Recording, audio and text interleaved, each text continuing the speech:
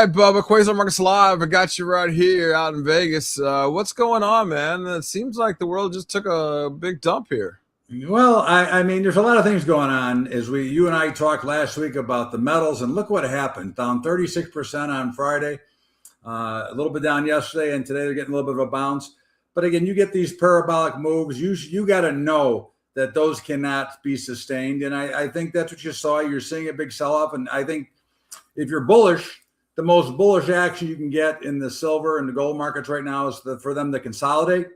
And find a bottom, find a top to churn for a couple of weeks, because I think we're going to see another leg up. But I think there is still a little bit more room on the downside here, and I would look to see some sellers coming in. And of course, the equities, they're still in an uptrend. Yeah, they're getting pounded today, but I think something interesting to take note of. I talk about warning signs. It doesn't mean that the markets are going to break today or tomorrow, but here's one of the biggest warning signs I've seen in a while. Not to mention the loss of jobs. Everything else we talk about in high inflation, a lousy Federal Reserve, the markets are priced at 306% of the M2 money supply. This is the highest they've ever been in history as far as an overvalued situation. The last time they were over 300% was the internet bubble, and we all know the result of that. I am not telling anybody to run out and panic. I'm not telling you to sell everything. Because I think you have to remember one thing about markets and one thing about trading or investing. You will have plenty of time to get in if you have a reason to get in. Right now, as much as I believe we are going to go lower at some point, and maybe sooner than later, I have plenty of time to act, because the market will give me a reason to trade it and sell it, instead of trying to fight the overall uptrend. One down day, one NASDAQ down day of 2%, or a Dow down less than 1%, or an S&P down 1.5% means nothing.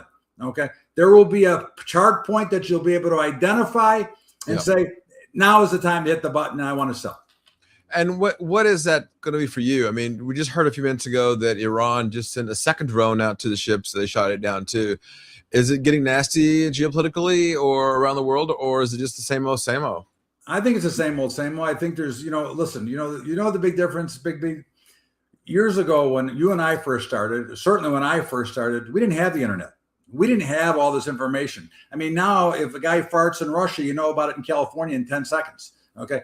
We didn't have that. We were like the movie Trading Places. When news was coming out, we'd have to stand in front of the TV set waiting for the announcement that was already late.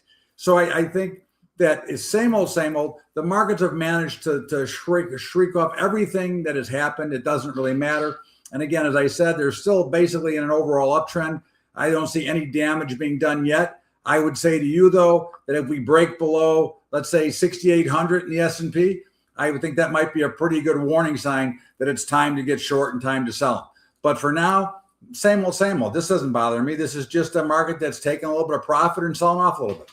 Well, you look at the FOMO, silver just exploded to the upside. I took advantage of that, shorted silver. Picked up silver on the bounce and dumped it again today. It just looks like a trader's dream right now, right? It is a trader's dream, but I want to warn everybody. When you're trading if you're trading in the futures market, silver, gold, the moves now are very dramatic. Okay, so if you're trading like the micro futures in gold, if you have to be willing to take per contract $200 worth of risk, because they're moving in $10 and $15 movements right now. You can't get in without moving at $10 or $15. So I urge you to be very careful. You can certainly play in the option market, but what is the problem in the option market right now regarding metals? The implied volatility is through the roof. So not only do you have the volatility risk, you have the wrong side of the market risk. So there's a lot of things to do. Certainly you and I both bought ZSL last week. We both sold silver, and we're comfortable with the risk. Okay. But it is a trader's market. I think you look for right now. I mean, I think that silver is probably a sell if you get back up to 90, okay, which it got to this morning, sold right off. I think it's a buy back at 75. I think if you trade that range and make sure that you put your exit point in, your risk point. If you are willing to take X amount of risk, put that, the minute you enter that order, put that risk parameter in, and don't let the markets fool you or make you make a different decision, because one of the biggest things that a good trader and a good investor will learn is how to take the loss.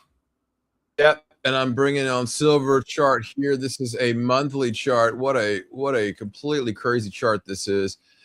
Spinning top here to me, right? I think so. Look, I think you can come back down. I think that we should probably hold 65 or 70 when it's all said and done. Okay, 65 or 70. So you'd be shorting it here? I would be looking to short it here on this rally. Yes, I did short it at 90 this morning, or almost 90 this morning, and I would be looking for another. I'm looking to sell the rallies right now. But what I really want to see, and I think this is important for people to understand, is we want to see the markets go into a consolidating pattern that will lead to potentially the next breakout to the upside. If they go straight down, it's no bueno. It just doesn't work out well. We really would like to see a consolidation pattern if you're bullish, and then look for the next move to go on the upside. Yeah. And then I'm looking, I bought on this dip, I bought Ethereum here under 2,000, and now here we are 2,200 here. Yeah, no, it was look, I think the cryptos are probably a buy. Again, okay. I like that. Look at that. You have to be willing to take the risk. But I mean, listen, there's an ETF that I play with, ETHA, ETHA, Echo Tango Hotel Alpha. It's $16.50. Okay. I mean, that's been as high as the mid 30s. I'd be happy to buy that here. I already own it, but I would buy more. Okay. I think that you have to be prepared. Again, you have to find a reason, find a level that you're comfortable with.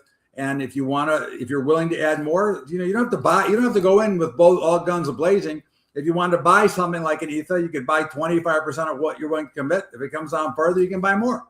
Yeah. And it just looks like this massive volume here coming in.